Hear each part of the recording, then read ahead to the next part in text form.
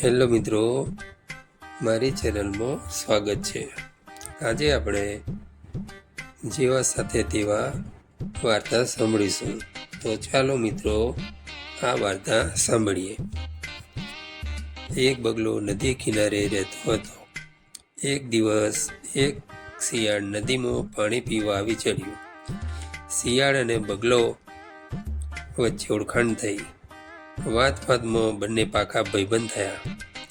શિયાળ મોડેથી તો મીઠું મીઠું બોલે, પણ અસલમાં એની દાનત હતી ખોરા ટોપરા જેવી। એક દિવસ શિયાળ કહે, બગલાભાઈ, તમે મારા દોસ્ત થયા। તમને ખીર ભાવે છે ને?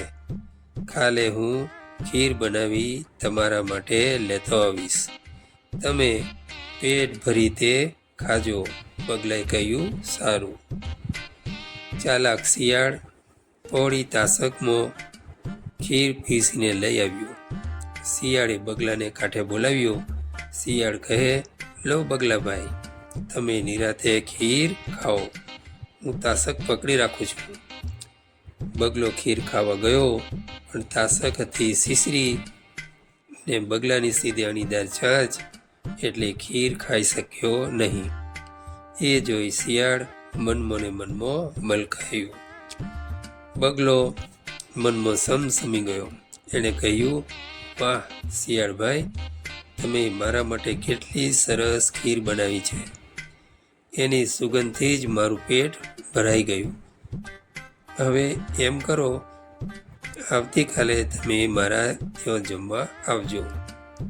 હું તમારા માટે તમને ભાવતી બાસુંદી બનાવીને તૈયાર રાખીશ। પોતાની ભાવતી વાનગી જમવાનું આમંત્રણ મળતા શિયાળ રાજી થઈ ગયું અને પોતાના ભાગની તેમજ બગલાના ભાગની ખીર સપાસટ કરી ગયું। બીજે દિવસે શિયાળ બગલાને ઘેર જમવા પહોંચી ગયું। બગલાએ સાંકડા મોંવાળા 2 કુંજામાં બાસુંદી ભરી તૈયાર રાખી હતી। બગલો કહે, તમને બાસુંદી ભાવે છે એટલે મેં બાસુંદી બનાવી છે, લો શિયાળભાઈ ખાઓ। આમ કહી બગલાએ શિયાળને પાસે એક કુંજો મૂક્યો। બીજા કુંજામાં બગલો પોતાની ચાંચ બોળી બાસુંદી ખાવા માંડ્યો। શિયાળ બાસુંદી ખાવા ગયું, પરંતુ તેનું મોં કુંજામાં પેસી જ ન શક્યું। તે કુંજો હાથમાં પકડી બગલાને બાસુંદી ખાતો જોઈ જ રહ્યું। બગલાની યુક્તિ શિયાળ સમજી ગયું। એ નરમ અવાજે બોલ્યો, બગલાભાઈ, તમારી બાસુંદીની સુવાસથી જ મારું પેટ ભરાઈ ગયું હો। આમ કહીને વિલા મોડે એ જતું રહ્યું।